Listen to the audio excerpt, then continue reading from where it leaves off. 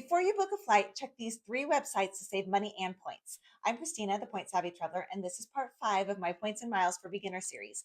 Today, I'm going to show you the three websites that I always use to find flight award space, which are flights that you can book with points. Number one, I always start my search on Google Flights. I start here because this way I can see which airlines fly to and from my preferred destination on a specific date, since most people have set dates that they can travel on, myself included.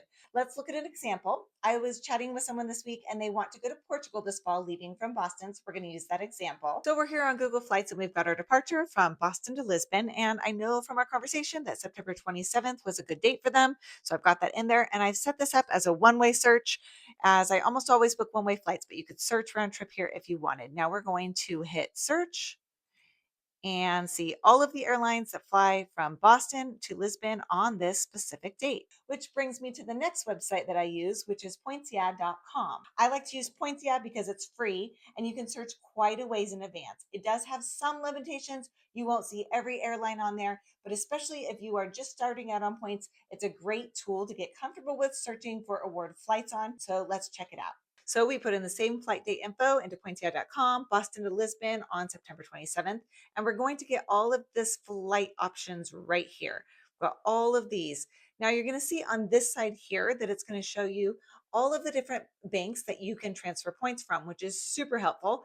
It's even going to show you, if we go down here, if a bank has a transfer bonus. So down here, Air France, it's got Flying Blue, and you have a 20% transfer bonus from Chase right now.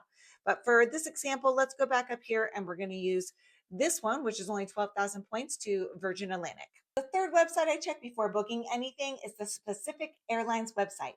You're going to want to make sure you're logged into your loyalty account with that specific airline so that you can search for award space. So if you don't have a loyalty account with that airline yet, you're usually going to need to make one in order to search flights on points or miles. So now I'm logged into my Virgin Atlantic account and have the same flight info here, Boston to Lisbon on September 27th. And we're going to go over here and hit search flights. What I'm checking for here is to make sure the flight I found on Pointsia actually exists and at the same rate. And sure enough, here we can see that it does.